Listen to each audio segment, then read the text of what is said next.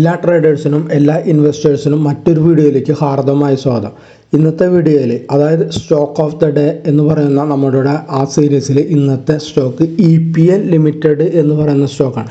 എന്തുകൊണ്ടാണ് ഈ സ്റ്റോക്ക് ഇന്ന് തിരഞ്ഞെടുക്കാൻ കാരണം? ഒന്നാമത്, രണ്ടാമത് വരും ദിവസങ്ങളിൽ ഈ സ്റ്റോക്കിൽ എന്താണ് സംഭവിക്കാൻ പോകുന്നത്, അതുകൂടാതെ ഇതിൻ്റെ ഫണ്ടമെൻ്റൽ ക്രൈറ്റീരിയ എന്താണ് ഇപ്പോൾ. ഈ മൂന്ന് കാര്യങ്ങളാണ് നമ്മൾ ഇന്നത്തെ ഈ വീഡിയോയിലൂടെ സംസാരിച്ചു പോകുന്നത്. അപ്പോൾ ഇതിൻ്റെ കൃത്യമായ കാര്യങ്ങളെല്ലാം പഠിച്ചുകൊണ്ട് മുന്നോട്ട് പോവുക. ഇത് ഒരു ബൈസൽ റെക്കമെൻഡേഷൻ അല്ല എന്ന് വിനയപൂർവ്വം ഓർമ്മിപ്പിക്കട്ടെ. നമുക്ക് നേരിട്ട് വീഡിയോയിലേക്ക് പോവാം. നമ്മുടെ ഇപ്പോൾ ചാർട്ടിൽ കാണുന്നതാണ് EPL ലിമിറ്റഡ് എന്ന് പറയുന്ന സ്റ്റോക്കിൻ്റെ ഒരു ചാർട്ട്. ഏകദേശം നമ്മൾ ഇവിടെ നോക്കിക്കഴിഞ്ഞാൽ ഇതൊരു ആഗസ്റ്റ് മാസത്തെ ഒരു ഗ്രീൻ ക്യാൻഡിലായിരുന്നു. ഇതൊരു ആഗസ്റ്റ് മാസത്തിൽ ഗ്രീൻ ക്യാൻഡിലായിരുന്നു. വലിയ ഗ്രീൻ ക്യാൻഡിൽ വിത്ത് പോലും. അതിനുശേഷം കണ്ട ഒരു നാരോ റേഞ്ചിലാണ് സ്റ്റോക്ക് ട്രേഡ് ചെയ്തിട്ടുണ്ട്. അതായത് വലിയ മൂവ്മെൻ്റ് ഇല്ലാണ്ട്. അതായത് ഇതിൻ്റെ ലോ ഏകദേശം വരുന്നത് 240, ഹൈ വരുന്നത് ഏകദേശം 275. അതായത് അപ്പോൾ ഒരു 35 രൂപ റേഞ്ചിലാണ് ഇത് ട്രേഡ് ചെയ്തുകൊണ്ടിരുന്നത്. ഇത്രയും ചെറിയ റേഞ്ച്.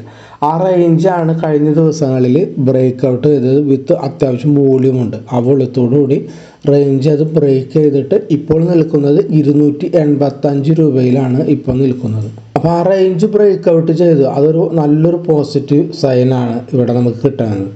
അതുകൂടാതെ ആ റേഞ്ചിൻ്റെ ലോ നമുക്ക് നോക്കിയാൽ ഏകദേശം 240 ആ റേഞ്ചിലാണ്. എന്തുകൊണ്ട് ആ ലോ അത്ര വന്നു എന്ന് പറഞ്ഞാൽ നമുക്ക് കണ്ടിട്ട് ഇവിടെ ഒരു റെസിസ്റ്റൻസും ഉണ്ടായിരുന്നു. കണ്ട ആ റെസിസ്റ്റൻസ് എന്ന് പറയുന്നത് ഏകദേശം 240 ആ റേഞ്ചാണ്. ഇത് അതാണ് ഇവിടെ വലിയ വോള്യൂം ഉള്ള വലിയ ഗ്രീൻ ക്യാൻഡിലോട് ബ്രേക്ക് ചെയ്ത് അതിനുശേഷം ഇവിടുത്തെ ഹൈയാണ് ഇവിടുത്തെ ലോ ആയി മാറിയത്. അതായത് ഇവിടുത്തെ ഈ റെസിസ്റ്റൻസ് ഇവിടെ സപ്പോർട്ടായിട്ട് മാറി. എത്രയോ പ്രാവശ്യങ്ങൾ കണ്ട, എത്രയോ ക്യാൻഡിൽ വന്നു. 1 2 3 4 7 ക്യാൻഡിലോളം ഇവിടെ സപ്പോർട്ട് എടുത്തു.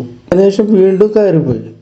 അതിനുശേഷം വീണ്ടും ഇവിടെയാണ് പിന്നെ ലോ ക്രിയേറ്റ് ചെയ്ത് ഇവിടെയാണ് ഏകദേശം 250 ആ റേഞ്ചിൽ.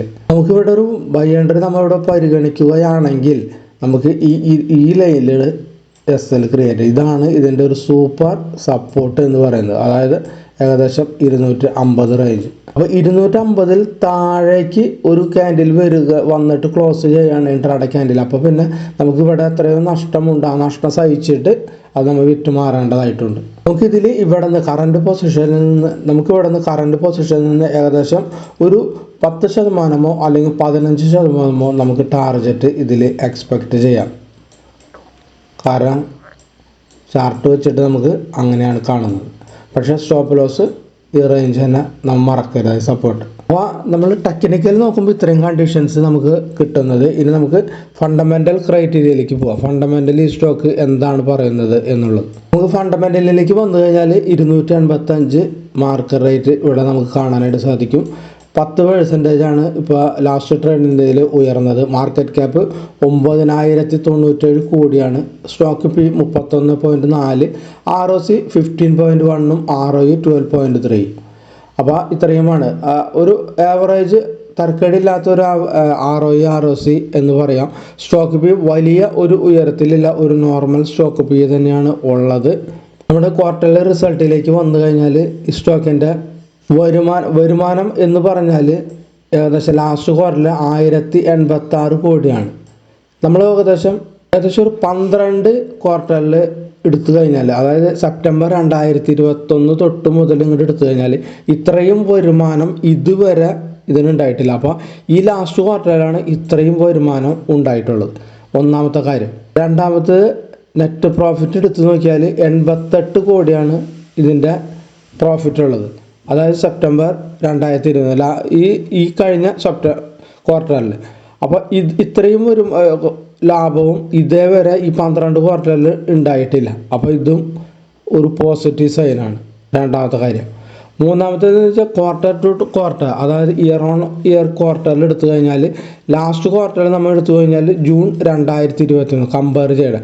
അന്ന് ഏകദേശം 910 കോടി ഉള്ളത് ഇപ്പോൾ 1086, ഒരു കുതിച്ചുയർന്നിട്ടുണ്ട് വരുമാനത്തിൽ. അതും പ്രോഫിറ്റിലും അത് കാണാൻ 56 കോടി ആയിരുന്നു. അതായത് ജൂൺ 2023 ഇതിൻ്റെ പ്രോഫിറ്റ് 56-ൽ നിന്ന് 88 കോടിയായിട്ട് ഇത് വളർന്നു.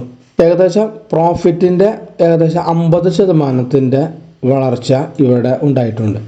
ഇവിടെ 56, ഇവിടെ 88. അപ്പോൾ ഏകദേശം ഒരു 50% നമ്മൾ ഏകദേശം പറയുന്നത്. അപ്പോൾ അത് എല്ലാതും ഒരു പോസിറ്റീവ് സൈനാണ് ഇവിടെ നമുക്ക് കിട്ടിയിട്ടുള്ളത്. ഇനി നമുക്ക് പ്രൊമോട്ടേഴ്സിൻ്റെ കയ്യിൽ ഏകദേശം 51% ഷെയർ ഉണ്ട്. അതും ഒരു നല്ലതാണ്, 50% കൂടുതലുള്ളത്. അപ്പോൾ ഫണ്ടമെൻ്റലി നമ്മൾ നോക്കുമ്പോഴും ഇതൊരു ആവറേജിൽ ഫണ്ടമെൻ്റൽ അധികം മോശമുള്ള ഒന്നുമല്ല. പ്രോഫിറ്റ് നന്നായിട്ട് കൂടിയിട്ടുണ്ട്. അപ്പോൾ ഈ ഫണ്ട പ്ലസ് ടെക്നിക്കൽ കണ്ടീഷൻ രണ്ടും കൂടി ഒരുമിച്ച് വന്നതുകൊണ്ട് ഇതിൽ നല്ലൊരു അപ്സൈഡ് മൊമെൻറ്റം നമുക്ക് പ്രതീക്ഷയ്ക്ക് വകയുണ്ട്. ഇത്രയും കാര്യങ്ങളൊക്കെ ഉള്ളതുകൊണ്ട് അപ്പോൾ ഇതെല്ലാവരും വാച്ച് ചെയ്യുക. നിങ്ങളുടെ ഫിനാൻഷ്യൽ അഡ്വൈസറുമായോ അല്ലെങ്കിൽ നിങ്ങൾ സ്വയം ഒരു അനലൈസേഷൻ നടത്തിയതിന് ശേഷമോ ഒരു നിഗമനത്തിൽ എത്തുക. അത്രയുമാണ് ഈ EPL എന്ന് പറയുന്ന സ്റ്റോക്കിനെ കുറിച്ച് പറയാനുള്ള കാര്യങ്ങൾ. വീഡിയോ കണ്ട എല്ലാവർക്കും നന്മകൾ നേരുന്നു. എല്ലാവർക്കും ഒരു ശുഭദിനവും നേരുന്നു.